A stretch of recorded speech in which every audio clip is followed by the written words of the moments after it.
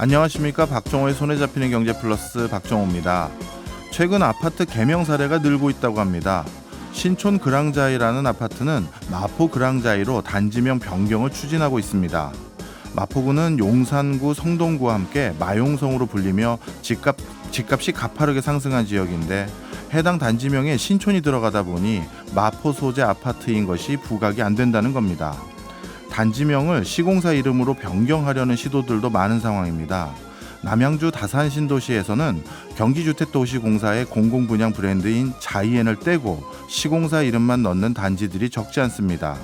일례로 다산 자이엔 이편한 세상 자이가 이편한 세상 자이로 바뀌었습니다. 그렇다면 이렇게 단지 이름만 바꾸는 것이 실제 아파트 가격에 영향을 미칠까요?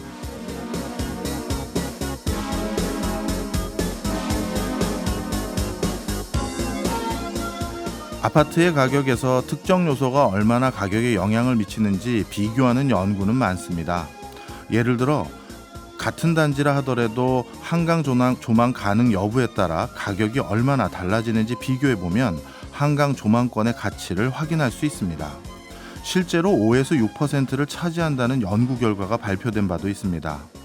남양과 북향 아파트 가격도 마찬가지입니다. 주택산업연구원에 따르면 남양 아파트 가격을 100이라고 했을 때 북향은 95, 서향은 86 수준이라고 합니다. 단지명 변경도 마찬가지겠죠. 단지명 변경 후 아파트 거래 금액이 일정 수준 이상 올라간다면 그 폭만큼이 단지명 변경의 효과일 겁니다. 3월 20일 월요일 박정호의 손에 잡히는 경제 플러스 광고 듣고 시작합니다. 이번 주 국내외 주식시장을 전망하고 궁금증도 해결하는 증시 열렸다 시간입니다. 오늘도 86번가 정광우 대표와 함께합니다. 어서 오세요. 네, 안녕하십니까. 예, 먼저 우리 증시 오늘 어떻게 출발했는지부터 살펴볼까요? 네, 지난주 금요일에 미국 증시가 좀 내렸습니다. 네. 크레딧 스위스 문제가 불거졌었는데요.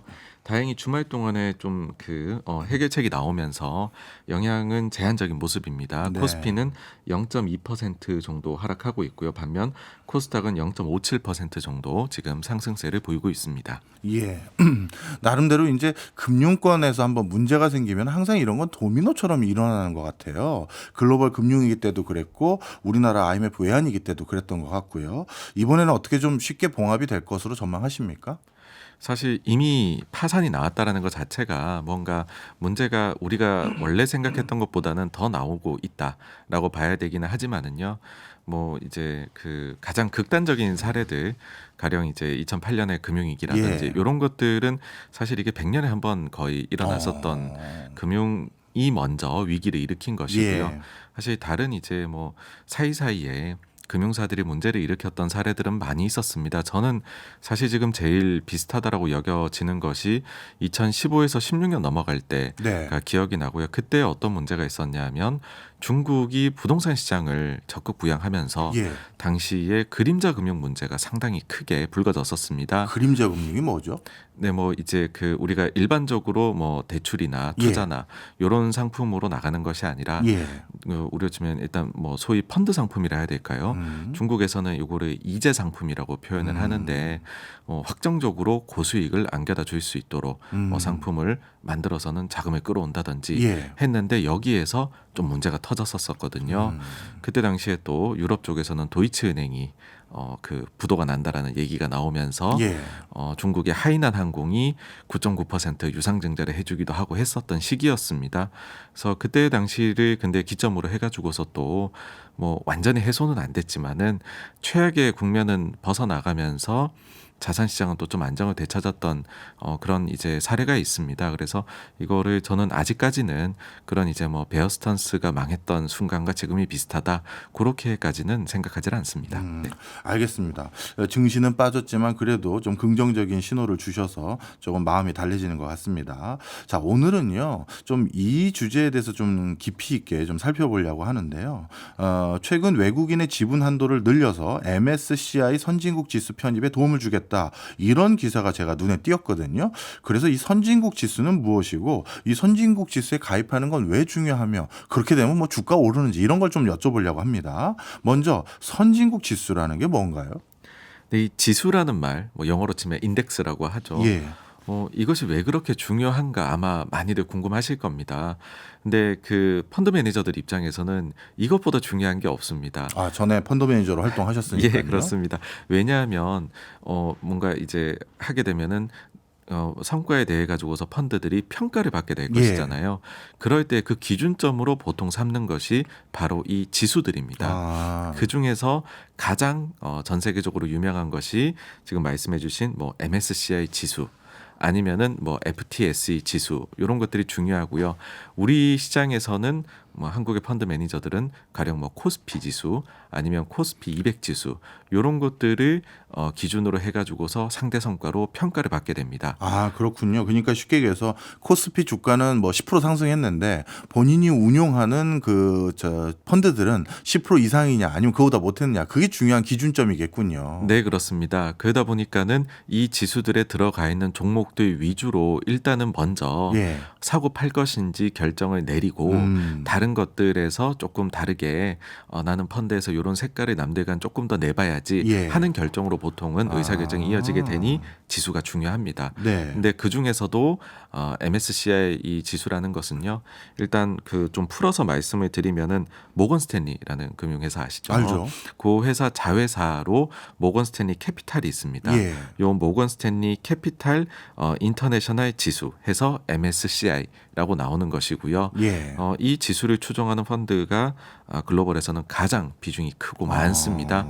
그러다 보니 중요하고 크게 나눠봤었을 때 여기서는 선진지수, 그 다음에 신흥지수, 그리고 프론티어 지수 해서 뭐 가령 미국 같은 나라들이 속해 있는 선진국들, 예. 그 다음에 중국이나 한국, 대만이 속해 있는 신흥, 예. 그리고 지금 이제 막 떠오르고 있는 아주 그 신흥국보다도 더 초기 단계에 있는 개발의 예. 국가들 그러면 프론티어 요렇게 크게 세 가지로 나누어집니다. 네. 우리나라는 그런데 선진국 지수에 안 들어간 모양입니다.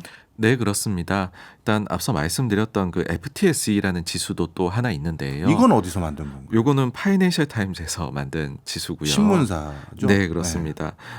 요 지수에는 요 지수도 중요하긴 하나 MSCI보다는 규모가 좀 차이가 많이 예. 나고요. 이 지수에는 우리가 선진에 들어가 있습니다. 아, 그렇군요. 네, 그러니 사실 우리가 생각해 보시면 우리나라 경제 규모가 세계 10위 안에 드는 규모인데 예. 뭐 못 들어가 있다라는 것 자체가 오히려 좀 이해가 안 되는 측면이라고도 보실 수 있을 것 같아요. 근데 어쨌든 요 MSCI의 선진 시장에는 아직까지는 우리가 못 들어가 있다라는 것이고요. 그러면은 여기에 들어가기 위해 가지고서는 어떤 것들이 필요하냐라고 했었을 때 접근성에 대한 평가를 종합적으로 하게 되고요. 그런 것들이 좀 개선이 되었다. 선진 지수에 들어옴직하다라고 하면은 이제 선진 지수로 들어가게 되는데 그 시기가 매년 6월 달입니다. 아, 6월 달에 네, 결정하는군요. 매년 6월 초에 시장 접근성이 얼마나 좋아졌는지를 레포트로 내서 평가를 하고요.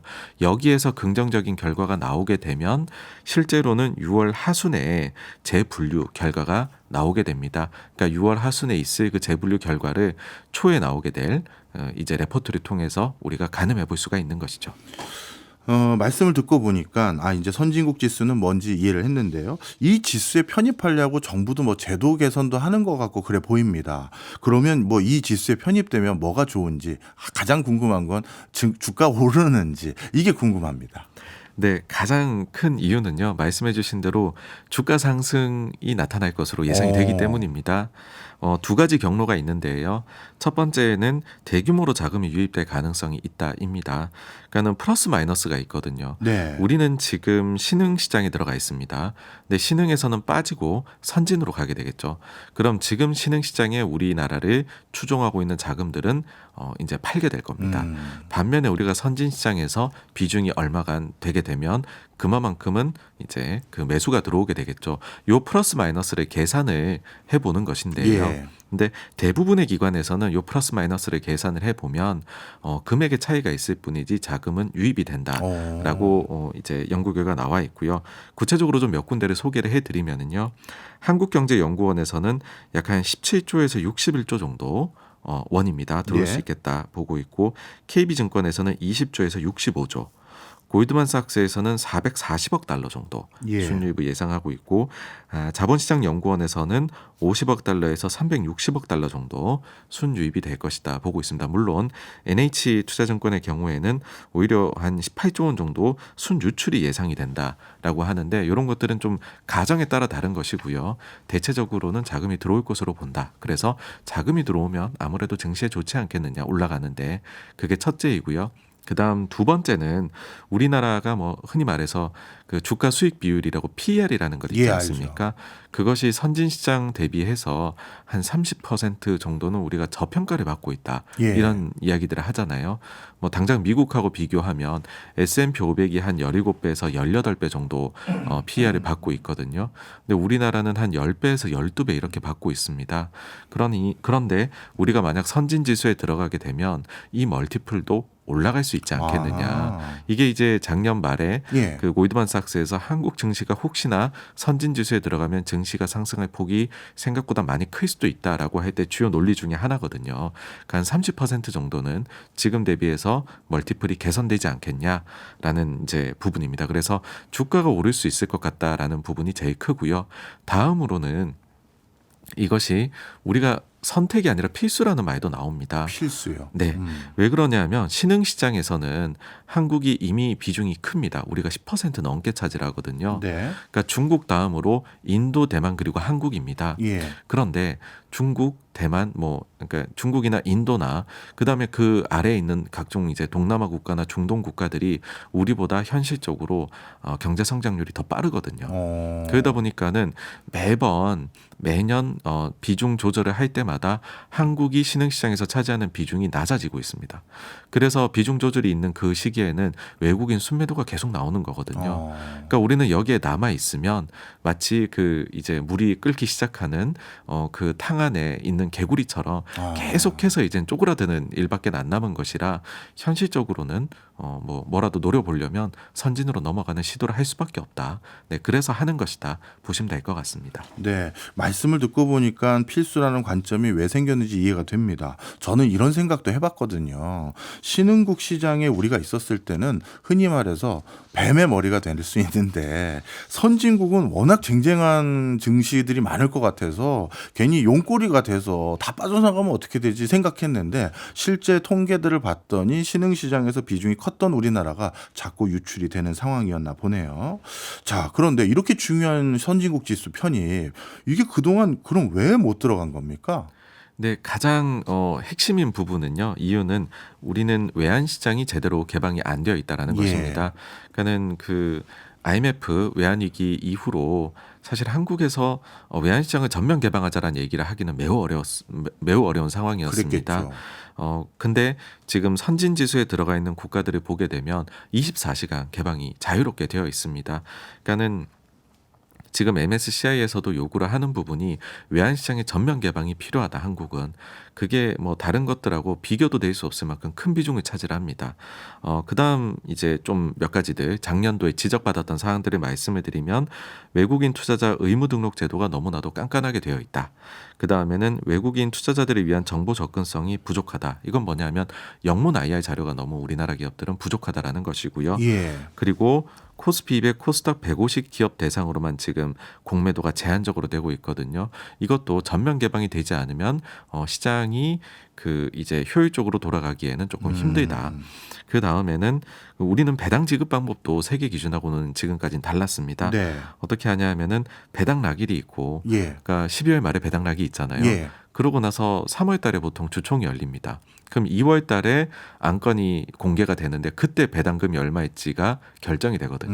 그러니까 내가 배당을 받는 기준일은 12월 말일인데 예. 실제 배당이 결정되고 확정되는 건 2월 3월. 그러니까 배당을 얼마 받을지 모르고서 그 그러네요. 주식을 가지고 있는 건데 예. 글로벌은 그렇지가 않거든요. 예, 배당락이라는 게 배당을 받을 주주인지 아닌지 결정하는 그 시점을 말하는 거죠. 네, 예. 이제 확정되는 그 예. 시기 맞습니다. 예. 그래서 이런 부분도 이제 지적이었고 마지막으로는 이제 서두에 말씀해주신 외국인 보유 지분에 대한 제한을 풀자 이런 예. 얘기가 왜 나왔냐면 작년에 갑자기 지적을 받은 사안이 우리나라 같은 경우에는 국가 기관 산업에 대해서는 외국인 투자자 지분율 제한을 걸고 있습니다. 대표적으로 그 통신사들의 경우 50%를 못 넘게 하거든요. 예. 그런데 SK텔레콤이 이 외국인 보유 여력이 한도까지 차버린 겁니다.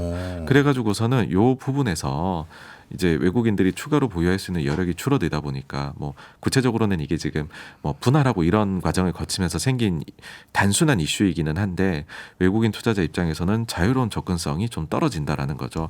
그러니까는 지금까지 말씀드린 부분들 한번 쭉 정리해서 드려보면 앞서도 이런 부분들을 우리가 조금 고쳐야 되겠다 해서 정부에서 논의를 하겠다라는 거잖아요. 외국인 예. 보유 한도에 대해서. 그러니까 우리나라가 선진국 지수에 들어가는데 걸림돌이 되었던 부분들에 대해서 정부가 계속해서 이것을 바꿔 나가겠다라는 정책들을 지난 1년간 하나하나 내놓고 있다라는 것입니다. 대표적인 게 이제 이런 외국인 보유 여력에 대한 부분이고요. 배당에 대한 것도 지금 바꿀 것을 기업들별로 이제 조문을 바꿀 것을 권고를 해놓은 상황이고요. 예.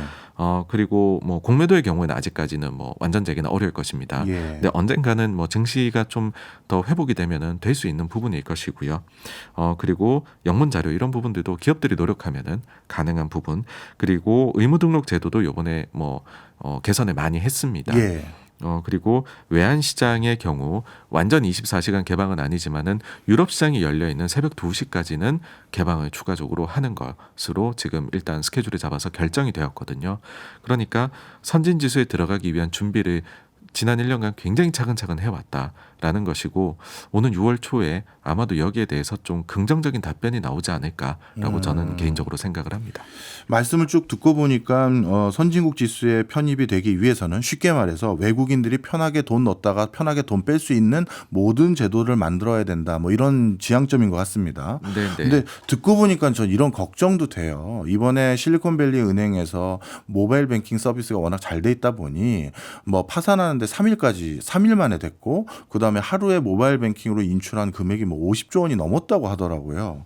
그럼 만약에 외환 시장이 이렇게 개방도가 높아지고 돈을 편하게 뺄 수 있다라고 된다면 그러면 이거는 어찌 보면 외국인들이 돈 다 빼서 가져갈 수도 있는 거잖아요.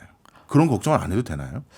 그렇지 않아도 그 부분에 대한 연구 결과도 있습니다. 왜냐하면 가장 최근에 선진 지수에 들어간 나라들이 이제 그리스가 있고요. 그 다음에는 이스라엘이 있었습니다. 예. 근데 실제로 전후를 비교를 해보면 이제 자산 시장의 뭐 주식 시장을 포함해서요 변동성이 선진 지수에 들어가고 훨씬 더 낮아졌습니다. 네. 그러니까 그 이유를 저희가 생각을 해보면 그런 부분이 있습니다. 그러니까 투자자들 입장에서 가령 제가 미국의 어느 이제 펀드 투자자라고 가정을 해봤을 때 위기가 온다 싶으면 예. 신흥국 시장의 지수를 추종하는 펀드부터 환매를 해 나가겠죠. 예. 선진 시장은 뒤늦게 할 것이고요. 예. 그러니까 선진에 들어가 있는 것들은 오히려 자금의 유출이 발생하는 게 늦다라는 것입니다. 그래서 오히려 말씀해 주신 대로 개방을 더 하면 우리가 변동성이 훨씬 커질 것 같지만 그렇게 해서 선진에 들어가 버리고 나면 우리는 선진국 반열에서 금융시장에 유출입이 발생하기 때문에 예. 그러면은 변동성은 오히려 선진국들이 더 낮으니까 그 성격을 따라가게 되었다라는 게 최근의 사례이기는 합니다. 그렇군요. 실제 생각해 보니까 코로나19 터지고 나서 우리나라 국채 시장에서 외국인들이 오히려 순유입됐던 사례들이 있었었는데 진짜 우리나라 경제 규모와 견실함도 좀 많이 달라진 거 그것도 고려해야 될 것 같긴 합니다. 자, 그러면 선진국 지수에 포함하면 제일 듣고 싶은 이거 질문 드리겠습니다. 피하지 마시고요. 주가 오릅니까? 전 들어가면은 뭐 주가 좋을 것이다라고 생각을 합니다. 그래요? 네, 이유는 심플합니다. 앞서 말씀드린 대로요. 자금이 좀 유입이 많이 될 수 있을 것이고요. 예. 그리고 우리나라 밸류에이션도 좀 멀티플도 올라가게 될 것입니다. 그리고 저는 이 부분이 중요하다라고 보는데요. 사실 말씀드린 이런 선진 지수에 들어가기 위한 사전 정지 노력이 필요하지 않습니까? 근데 여기에 추가적으로 기업 지배 구조에 대한 부분도 계속 얘기가 나옵니다. 사실 MSCI에서요. 그러면은 그런 부분도 개선을 이뤄 나가야 우리가 들어가게 될 텐데, 그러니까 우리가 이것을 해결해 나가는 그 하나하나의 과정에서 글로벌 스탠다드에 맞춰 나가는 과정에서 자연스럽게 재평가가 계속되어 나가는 것이죠. 네. 그러니까 우리도 모르게 그런 부분에서 선진적으로 변화되는 부분이거든요. 그래서 저는 그런 부분들이 좀 긍정적으로 작용하지 않을까 싶습니다. 마지막으로 선진국 지수에 편입된 나라들 뭐 아니면 신흥국 지수에 편입된 나라들 어느 나라들이 있는지 한번 좀 설명을 좀 해주시겠습니까? 네, 선진지수 포함된 나라 뭐 미국, 캐나다, 그 다음에 유럽에 있는 이제 그런 국가들이 많이 포함이 되어 있고요. 그렇겠죠. 아시아는 보시게 되면 뭐 호주, 그 다음에 홍콩, 일본, 그리고 뉴질랜드, 싱가포르 정도가 포함이 되어 있습니다. 네. 그러니까 사실 포함될 나라들은 거의 다 포함이 되어 그렇네요. 있고요. 네. 그리고 신흥 시장에서는 중국이 아직 신흥에 머물러 있기 때문에 근데 중국 비중이 계속 커지거든요. 경제 성장률이 좋다 보니까. 예. 그래서 우리가 좀 이제 그 피해를 보는 게 있고요. 나머지는 이제 브라질이라든지 아니면은 멕시코, 인도, 인도네시아, 대만 이런 국가들이 있어서 사실 우리가 흔히 생각하는 신흥과 선진 그렇게 나눠 보시면 딱 분류가 그렇게 되어 있습니다. 사우디 같은 경우는 전 세계 경제에서 차지하는 비중이 굉장히 커서 혹시 선진국 지수에 들어갔나 했더니 역시 금융시장이 미비하다 보니까 신흥 목록에 들어가 있네요. 네, 예. 맞습니다. 네. 알겠습니다. 선진국 지수 편입이 잘 돼서 많은 분들 증시에 좀 도움됐으면 하는 바람입니다. 지금까지 정광호 대표였습니다. 고맙습니다. 감사합니다. 저희는 광고 듣고 2부로 돌아오겠습니다. 세상은 넓고 신기반기한 기업은 많다. 기업이 흥망선쇠한 스토리로 경제와 친해지는 신기반기 레드칩 시간입니다. 오늘도 더밀크 코리아 신기주 부대표와 함께합니다. 어서 오세요. 네, 안녕하세요. 예, 오늘은 어느 기업인가 봤더니 아주 친숙한 기업이자 저도 집에 많이 있는 기업입니다. 많이 쓰세요? 네. 예, 네. 바로 스포츠 브랜드네요. 네, 아디다스. 예. 네. 아디다스 하면 또 다른 회사인 나이키와 함께 뭐 양대 산맥 저는 그 정도로 인식하고 있는데. 그렇죠. 네. 그런데 이 아디다스가 요즘 위기입니까? 아유, 아디다스 힘들어요. 그래요? 네, 아디다스 최근에 3월 9일이었는데 실적 발표를 했는데요. 무려 31년 만에 처음으로 적자를 봤습니다. 예. 와, 이게 2022년 4분기에 적자 손실 규모도요. 우리나라 돈으로 1조 원이 넘어가요. 와. 엄청 크죠. 근데 문제는 또 뭐냐면 2023년에도 한 대충 1조 원 정도 순손실이 예상되어 있습니다. 예. 그러니까 이제 말하자면 지난해 1조 원 잃고 올해는 1조 원을 피할 수 없이 잃어버릴 것이다. 이러면 위기죠. 5월 11일 날 주총이 있어요. 주총 때 이제 이런 글로벌 기업들은 이게 배당금 중요하잖아요. 주당 배당금이 2021년에는 주당 3.3유로였어요. 네. 근데 2022년에는 주당 0.7유로니까 배당금도 5분의 1 토막 났습니다. 이러면 주가도 더 떨어지겠죠. 네. 뭐 배당 못 받으니까. 이렇게 주가 떨어지고 배당도 못 받고 이렇게 실적이 뚝 떨어진 이유 뭐 이런 게 있나요? 얘 때문이요. 예. 예요? 얘가 뭐냐면 카니에 웨스트라는 그 유명한 힙합 뮤지션이 있는데 예. 혹시 아세요? 네. 잘 모릅니다. 요게 그 골드 디거라는 유명한 그 노래도 있고요. 그 킴 카다시안이라고 하는 유명한 그 인스타그램 인플루언서가 네, 있는데 알죠. 이분 남편이기도 하고 아, 사실은 왜 화제 이제 인물이 누군지 이해했습니다. 예, 예. 그렇게 이해하시는군요. 근데 원래는 굉장히 유명한 힙합 뮤지션인데 이분이 이제 이름을 최근에 예라는 이름으로 바꿨어요. 예. 네, 근데 얘하고 원래 아디다스가 콜라보레이션이라고 해서 같이 운동화를 만들었거든요. 그 운동화 브랜드 이름이 이지라는 브랜드인데 이 고가 라인입니다. 요게 생산하고 이제 판매가 중단이 됐어요. 그러니까 이것 때문에 이게 그 아디다스 전체 매출의 이지라는 운동화 하나 자체, 이 브랜드 하나 자체가 차지하는 비중이 10%가 넘어갔는데 크네요. 여기 20억 달러입니다. 연간으로 따졌을 때. 요게 이제 없어지니까 재고가 쌓이니까 재고도 쌓이고 판매도 안 되고 이러니까 완전 치명타를 입어갔고요. 그래서 사실은 그 중국의 매출 감소된 것도 원인이긴 한데 그런데 결국 이지 브랜드 예하고의 문제가 생기면서 그럼 치명타를 입어서 그냥 무디스하고 스탠다드 앤 푸어스는 심지어 아디다스 신용 등급을 낮추기까지 했어요. 심지어 그리고 왜 이런 아디다스 나이키는 직접 만드는 게 아니라 OEM으로 해서 생산을 하잖아요. 예. 외주 생산을. 근데 이런 외주 생산사의 경우 어떤 회사의 경우에 일본 회사인데 3분의 2 정도 그 고용을 이제 감축했다는 얘기도 있고 지금 여파가 계속 이어지고 있습니다. 아니 카니에 웨스트랑 예라는 이 어떻게 보면 엔터테이너들 연예인들이 도대체 어떤 상황이길래 이렇게 안 좋아진 건가요? 전 세계에서 그 돌발 발언을 많이 하는 3대 트위터리언이 있어요. 누굽니까? 이분들한테는 트위터 뺏어야 하는 게 아닐까 생각하는 분. 1차적으로 트럼프 대통령, 알죠. 전 대통령. 유명하죠. 두 번째는 일론 머스크. 머스크. 음. 네. 세 번째가 바로 얘입니다. 음. 돌발 발언이 얼마나 심하냐면요. 2022년 10월 8일 지난해였는데 유대인들에게 데스콘 3를 실행해야 한다. 뭐 이런 트위터를 날려요. 데스콘이요? 네, 데프콘이라는 거 아시잖아요. 예, 알죠. 예, 미국 방어 준비 태세. 예. 근데 유대인들 대규모 사망 일으켜야 된다. 이런 식의 발언을 한 건데 인종차별 넘어서서 사실 이거는 반인륜적 이 발언이잖아요. 그리고 또 2022년 12월 얼마 전입니다. 이때 그 인포워스라고요. 미국에서 이제 가장 극우 음모론 방송하는 곳인데 여기서 딱 출연해갖고 히틀러가 마이크하고 고속도로를 발명했다. 아니 나는 나치를 사랑한다. 뭐 이런 발언을 해요. 야. 이게 정말 심각한데 심지어 이게 좀 웃긴 게 어이없다고 해야 될까요? 검은 복면을 쓰고 나와서 본인의 이제 실명하고 얼굴을 가렸습니다. 네. 그런데 진행자가 웨스트 C라고 부르니까 네라고 대답해요. 실수로 부른 것 같지 않아요. 네, 이거 그 일부러 그랬을 것 같아요. 이게 예명이 예란 이유가 웨스트 C 예 이랬나. 아니 이러니까 이게 사실 정상이 아니잖아요. 정상 아니죠. 네, 이게 뭐냐면요. 많이들 의심하는 것이 카니에 웨스트가 양극성 장애를 앓고 있다는 얘기를 합니다. 예. 이건 이제 전처인 킴 카다시안이 얘기했던 측면인데 예. 양극성 장애를 우리가 아는 얘기는 조울증이라고 하죠. 그러니까 감정 조절이 안 되고 어떨 때는 공격적이고 어떨 때는 되게 충동적이고 무책임한 행동을 하는 것인데 네.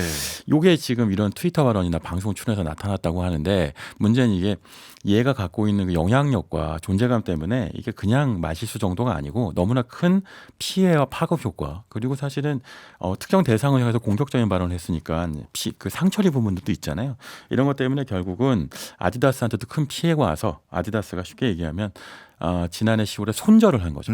도저히 안 되겠다 얘하고는. 근데 문제는 손절의 대가가 너무 큰 겁니다. 그렇죠. 연간 매출의 10%를 날려야 하니까. 예. 그래서 실적 발표 때 그 비에른 골덴이라는 아디다스 최고 경영자가 있는데 이분이 푸마 CEO 출신이에요. 예. 근데 이제 아디다스 넘어와서 이번에 새로 부임했거든요. 아디다스를 구하려고 한 얘기가 다시는 카니에 웨스트 같은 한 사람하고 협업해서 일하는 그러니까 계란을 한 바구니에 담지는 않겠다. 뭐 이런 얘기를 하기도 했고 이제 이지 대신에 다른 걸로 이제 새로운 브랜드를 만들겠다 이런 얘기를 했는데 시장은 사실은 의문부를 많이 찍고 있고요. 일단 당장 이 재고부터 어떻게 할 거야라고 했는데 많은 이제 얘기들은 튀르키예 시리아 지진 피해 현장에 신발을 보내는 게 낫지 않겠느냐 야. 이런 얘기가 나올 정도예요. 네. 정말 암담한가 봅니다. 네. 근데 예전에 보면 나이키사도 이런 유사한 사례가 있었던 것 같아요.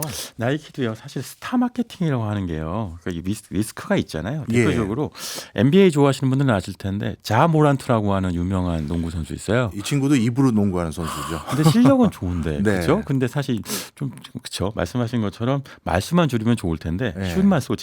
근데 그러니까 결국은 최근에 총기 소지 문제로 출전을 정지당하기도 했습니다. 그리고 나이키하고 협업했던 스타 디자이너 분들도 사실 이런저런 문제들을 많이 일으켜서 협업은 위험해요. 하지만 판매를 촉진시키는 굉장히 효과적인 방법이어서 나이키든 아디다스든 이거에 의존했는데 아디다스는 문제가 얘한테 너무 많이 의존해 버린 거죠. 그래갖고 망한 겁니다. 뭐 이제 앞으로 우리가 어느 회사 주식 살 때 그 회사 대표 MBTI 해서 말 함부로 하는 사람인지 확인해야 될 것 같아요. 자, 그런데 궁금합니다. 이런 리스크는 예전에 나이키라든가 전례도 있었을 텐데 아디다스는 왜 이렇게 얘라는 엔터테이너에게 그렇게 크게 의존한 건가요? 이게 아디다스하고 나이키 말씀하신 경쟁 관계를 좀 살펴볼 필요가 있어요. 그러면 아디다스가 이럴 수밖에 없었겠구나라는 이해할 수 있는 측면도 있을 겁니다. 그 아디다스가 원래는 나이키보다 나이가 많잖아요. 선배죠. 예. 1924년에 설립됐는데 그 아돌프 다슬러라는 독일 인물이 창업했어요. 그래서 아디인 거거든요. 다슬러의 별명이 이제 아디였으니까. 근데 이제 삼선 마크로 유명하고 이때까지만 해도 시작부터 거의 반세기 정도는 유럽 최대 스포츠 베어 제조사이기도 했고 사실 글로벌로도 1등이었어요. 특히 이제 그 아디는 아버지가 신발 공장 봉제 기술자였고요. 어머니는 세탁소를 운영했는데 형하고 이제 형제 동업을 합니다. 그 형은 이제 루돌프 다슬러인데 이름이 루디라고 불려요, 별명이. 예. 근데 루디는 영업을 잘해요. 이제 MBTI로 치면 이제 E가 강한 사람이고, 그리고 이제 아디는 신발을 제작하는 신발 장인입니다. MBTI로 치면 I가 강하겠죠. E하고 I가 결합되니까 말하자면 그러니까 기술자하고 세일즈맨이 결합되니까 성공적인 이 그렇겠죠. 콜라보레이션이 이루어지는 거죠. 다슬러 형제 신발 공사이라는 걸 만들었는데 요 공장이 대박이 났던 계기는 뭐냐면 원래 스포츠웨어잖아요. 예. 스포츠웨어의 가장 큰 마케팅 장은 올림픽이죠. 예. 근데 베를린 올림픽이 있었잖아요. 이게 1936년이었는데 베를린 올림픽 때 완전히 이제 아디다스가 글로벌하게 실력을 인정받습니다. 네. 특히 육상에서 아디다스를 신은 육상 선수들이 이제 금메달을 휩쓸면서 당시에 제시 오웬스라는 유명한 이제 육상 선수가 있었죠. 그러면서 1등을 하게 되는데 문제는 이때 생겨요. 나치치하였잖아요. 예. 그러니까 베를린 올림픽에서 인정받고 거기 협업을 하려면 정권에 밑보이면 안 되니까 루디하고 아디 모두가 다 나치에 입당을 합니다. 아이고. 근데 그게 아시다시피 역사는 10년 뒤에 나치가 패망하고 독일이 패전하잖아요. 네. 근데 이 과정에서 재미있는 이상한 일이 벌어지는데 루디하고 아디 둘 다 나치 부역을 한 전적은 있는데 예. 루디는 심지어 징집을 당해서 이제 독일 군에 입대하기까지 하는 거예요. 예. 근데 그 과정에서 아디가 결혼을 합니다. 그리고 아디의 아내가 그 아디다스의 경영권을 쥐락펴락하게 되는 거죠. 그러니까 형이 루디가 내가 세일즈에서 만든 회사인데 아내가 다 가져가네 예. 해서 여기서 집안 싸움이 나서 서로 이제 치고받고 형제의 난을 벌이다가 네. 나온 회사가 푸마예요. 그래서 푸마하고 아디다스가 사실은 라이벌 관계면서 실제로 현재 있는 도시에서 강 하나 두고 서로 마주보고 있는 사이라고 하는데 야. 근데 사실 여기서 이때까지만 해도 아디다스가 굉장히 잘 나갑니다. 근데 아디다스가 문제가 뭐냐면요. 미국 시장을 장악하는 데 실패하거든요. 그 과정에서 나이키한테 리더십을 뺏기게 되죠. 근데 아디다스가 그 전에만 해도요. 요즘은 뭐 나이키가 농구화의 대명사라고 하지만 최초의 농구 대표적인 브랜드를 만든 건 아디다스죠. 그렇군요. 특히 슈퍼스타라고 하는 뭐 스니커즈 좋아하시는 분은 아실 텐데요. 이 회사는 그 슈퍼스타로 농구화 처음 만들었고요. 예. 육상 시장을 처음 만들었고 심지어 이 아디의 아들인 호르스트 다슬라는 그 수영웨어죠. 아레나 아실 거예요. 알죠. 아레나도 만들었어요. 그러니까 정말 전 세계 스포츠웨어 시장을 완전히 장악했는데 왜냐하면 독일이 이런 식의 어떤 생활체육에 강하니까 그렇죠, 맞아요. 스포츠 라이프스타일 브랜드가 강했는데 미국 시장을 뺏겨요. 나이키한테. 그러면서 가장 큰 시장을 뺏기고 나니까 점점 스포츠 시장에서도 밀리기 시작해서 네. 농구도 뺏기고 마이클 조던한테 그리고 나이키가 떴던 게 뭐냐면 러닝화거든요. 조깅 네. 시장도 뺏기고 네. 그리고 나중에 골프도 뺏깁니다. 타이거 우즈. 그러니까 이제 스포츠하면 아디다스가 아니고 스포츠하면 나이키가 되는 거예요. 그러니까 나이키가 아디다스가 살 수 있는 방법이 딱 하나밖에 없었는데 이게 뭐냐면 힙합 뮤지션들하고 협업을 하는 거예요. 음악으로 눈을 돌렸군요. 네, 말하자면 이런 거죠. 스포츠 선수들은 잘 안 쓰는데 그런데 갑자기 알고 봤더니 이상한 힙합 뮤지션 미국에 있는 이제 스트릿 패션 형아들이 네. 쇼미더머니 부르면서 그러면서 아디다스를 입고 다니는 거예요. 그러니까 이제 대표적으로 우리가 알고 있는 왜 동네 좀 멋진 아재 형, 네. 이 아디다스 삼성 슬리퍼 신고 다니고 막 이런 거 맞아요, 있잖아요. 맞아요. 예. 이런 이미지가 이때 생기는 거고요. 그래서 이제 스포츠에서 밀린 아디다스가 힙합과 라이프스타일 패션으로 눈을 돌리는데 이게 지금 쭉 설명드린 카니에 웨스트한테 의존하게 되는 역사적 배경이 되는 거죠. 힙합한테 원래 의존했었으니까 네. 아예 올인을 했다가 무너진 겁니다. 그러니까 한번 이게 재미를 본 분야는 계속 거기에 집착하다 보니 이렇게 사단이 날 때가 있는데 나이키도 갑자기 궁금해서 여쭤보겠습니다. 네. 나이키는 뭐 위기는 없었어요? 나이키요. 나이키 같은 경우는 그 아디다스한테 힙합하고 라이프스타일을 뺏기고 나서 네. 말하자면 스포츠는 잘하는데 그러니까 라이프스타일은 힘들다가 역사가 있었어요. 여기는 약간 패션 역사를 말씀드릴 수 있는데 네. 남자들이 입고 다니는 옷이요. 예. 예전에는 슈트를 입었잖아요. 예. 요즘은 넥타이 매고 슈트 매는 건 출근할 때밖에 없죠. 그렇죠. 보통은 편안한 라이프스타일 웨어를 입는데 보통은 나이키나 아디다스를 입어요. 그런데 나이키는 운동할 때만 입는 노진한 이미지가 있었으니까 네. 아디다스가 이른바 라이프스타일 시장, 이른바 일상보호 시장을 먼저 장악하거든요. 그래갖고 아디다스한테 밀립니다. 그런데 나이키가 반격을 하는데요.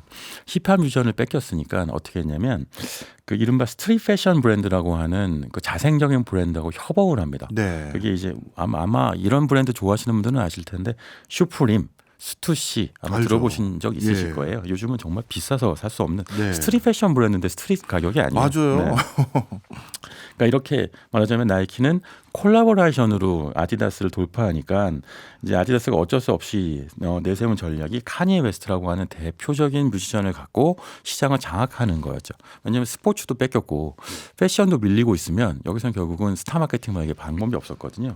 근데 재밌는 거는 카니에 웨스트가 원래는 나이키하고 협업했던 인물이었던 거예요. 그러니까 원래 아디다스가 아니고 에어 이지라고 하는 브랜드를 만들어서 나이키하고 협업을 했었는데 그런데 나이키한테 카니에 웨스트가 무리한 요구를 하죠. 뭐냐면 마이클 조단급이다 나는. 그러니까 마이클 조단은 어떻게 하냐면요. 그 왜 에어 조단 유명하잖아요. 시리즈가 따로 있잖아요. 네, 그러니까 그 조단 신발을 하나 팔릴 때마다 마이클 조단은 로열티를 따로 받습니다. 대박이네요. 야, 러닝 개런티라고 하는 거죠. 그러니까 나도 그렇게 하겠어라고 했더니 나이키가 그건 안 돼. 너는 그 정도 급은 아니야. 그러니까 삐져갖고 아디다스에 갔어요. 이때 이정료가요. 나이키가 제안했던 건 $10,000,000였는데 아디다스가 제안했던 건 $1억. 뭐 $10,000,000만 해도 그냥 오케이 하지 뭘 또 1억까지. 자존심이잖아요. 돈이 중요한 게 아니야. 예. 그러다 보니까 결국은 나이키 대 아디다스의 승부는 결국 그 카니 웨스트 누가 가져가느냐의 승부였는데 그게 약간 세옹지마한 게 이때는 승리였죠. 네. 근데 나중엔 이제 패배가 되는 건데 한동안은 그러니까 이런 식의 그 나이키 아디다스의 경쟁의 바로미터는요. 실제로 팔리는 이제 신상 제품의 이 세일즈 가격도 있지만 네. 이른바 리세일 시장에서 얼마나 비싸게 팔리느냐인데 나이키는 무조건 조던 시리즈가 상한가고요. 예. 아디다스는 무조건 얘의 이지 시리즈가 상한가였는데 지금은 완전히 뒤집어진 거예요. 그렇겠네요. 사실 리세일이 어떻게 되느냐를 가지고도 기업들의 브랜드 가치를 확인할 수 있는 세상이 돼버렸네요. 요즘은 진짜 한정판 운동화 이런 게 정말 붐인 것 같아요. 요즘 Z세대들이 갖고 있는 어떤 그 소비 패턴이 있는데요. 브랜드에 집착하고요. 그리고 특별한 희소성 있는 한정판 리미티드에 집착하고 그리고 지속 가능한 패션이라고 해서 신상 자꾸 사진 않아요. 요 세 가지가 결합된 게 바로 리세일 시장이고 네. 거기서 신발은 가장 강력한 리세일 타겟 제품 중에 하나죠. 네. 자, 이렇게 이제 아디다스뿐만 아니라 나이키, 퓨마까지 이제 쭉 살펴봤는데요. 뭐 결론적으로 말씀드리면 아디다스가 위기라고 하니 뭐 제가 걱정할 수준의 회사는 아닙니다만 이 회사 이제 어떻게 해야 됩니까? 이게 시가총액이요. 아디다스는 38조 원이고요. 나이키는 242조 원이에요. 예. 차이가 너무 크죠. 지금 문제는 일단 얘 문제는 해결해야 되는데 아마 올해까지도 내내 재무제표상으로 적자 면하지 못할 거예요. 이걸 해결해 재고가 쌓여 있으니까. 근데 더 큰 문제는 나이키처럼 이제는 이른바 소비자들한테 직접 하는 D2C 영업을 해야 되는데 그걸 준비하는데 시간이 많이 필요한 거죠. 나이키는 이른바 온라인 판매를 많이 하는 반면에 아디다스는 이제 그 대리점 판매 많이 하거든요. 요게 대리점이 100개쯤 되는데 요 대리점하고 요즘 갈등도 많이 있어요. 국내에서는. 이런 문제 빨리 해결해야 합니다. 그걸 해결하려고 올 인물이 비에른 골렌이라는 새로운 CEO인데 이 인물이 푸마 출신인 거예요. 네. 그러니까 말하자면 동생을 구하러 형이 온 겁니다. 뭐 나름대로 이제 새로운 스타 마케팅도 하고 해야 되는데 이쯤에서 진짜 궁금합니다. 네. 우리나라도 슈퍼스타 많이 가지고 있잖아요. 네. BTS를 비롯해서 우리나라 운동화 브랜드들은 이런 반열에 못 올라가는 겁니까?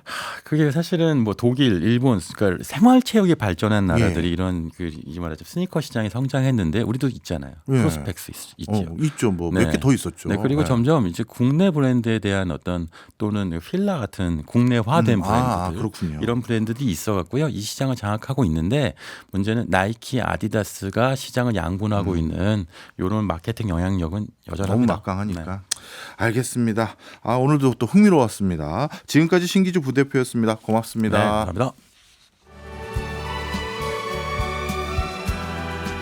지금 듣고 계시는 곡은 훌리오 이글레시아스의 헤이입니다.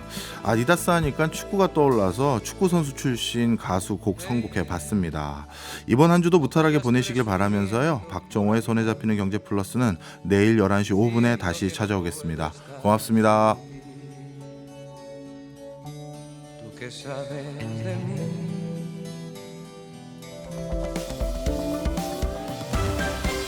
경제 생활의 플러스가 되는 아주 경제적인 시간. 박정우의 손에 잡히는 경제 플러스.